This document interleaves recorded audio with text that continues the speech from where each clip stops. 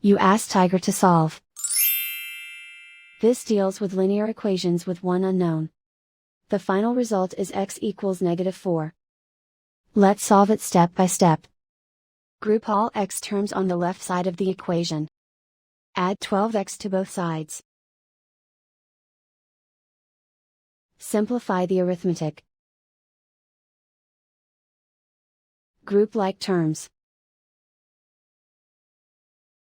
Simplify the arithmetic. Isolate the x. Divide both sides by 4. Simplify the fraction. Find the greatest common factor of the numerator and denominator.